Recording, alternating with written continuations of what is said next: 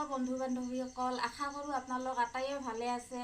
মোৰো বৰ্তমান ভালে আছোঁ ময়ো। আজি মই আন এটি ভিডিঅ' লৈ আহিছোঁ। এয়া হৈছে বগৰীৰ মিঠা আচাৰ। আজি মই বগৰীৰ মিঠা আচাৰ কেনেকৈ বনাই সেই বিষয়ে মই আজি অলপ ভিডিঅ' বনাই দেখুৱাম। প্ৰথমে মই জুইকুৰা জ্বলাই লৈছোঁ। এতিয়া মই কেৰাহীটো গৰম দিছোঁ।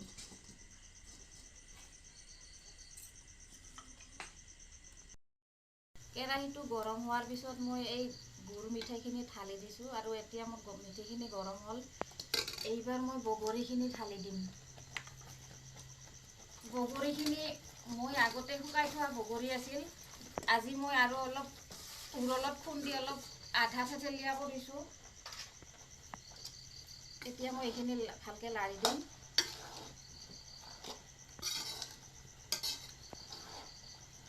বগৰীৰ মিঠা আচাৰত বেছি মছলা পাতি নালাগে। মই মছলা লৈছোঁ ইয়াতে। এইখিনি হৈছে গোটা চপ দিলে খাবলৈ ভাল লাগে, সেইকাৰণে মই অলপ চপ দিছোঁ।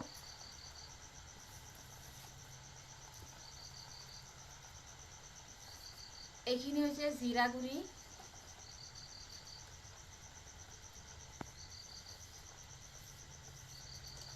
আৰু নিমখ মই সোৱাদ অনুসৰি দিম, কাৰণ মিঠা আছে, মিঠাৰ বেলেঞ্চটো অলপ ৰাখিবলৈ মই সেইকাৰণে অলপ নিমখ দিছোঁ। নিমখ বেছি নালাগে যিহেতু ইয়াতে গুড় দিয়া হৈছে। আৰু এইখিনি হৈছে জলকীয়া গুড়ি।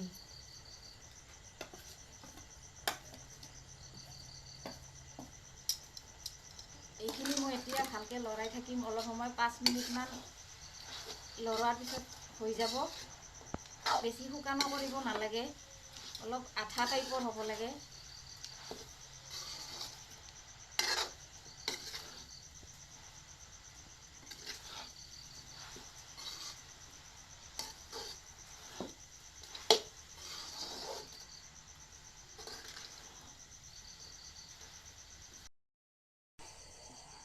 আচাৰখিনি হৈ গ'ল, মানে এনেকুৱা অলপ আঠা টাইপৰ হ'ব লাগে, তেতিয়াহ'লে খাই ভাল লাগে।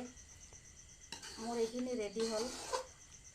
এইবাৰ মই এইখিনি ঠাণ্ডা হ'ব দিম। ঠাণ্ডা হোৱাৰ পিছত মই পেকিং কৰিম। পেকিং কৰি মানে মোৰ কালি অৰ্ডাৰ আছে, 100 পেকেট মই কালি দিব লাগে। সেয়েহে মই এইখিনি আজি অলপ লৰালৰিকৈ বনালোঁ। এতিয়া এইখিনি হৈ গ'ল। এতিয়া মই ইয়াত ঠাণ্ডা হ'ব দিম।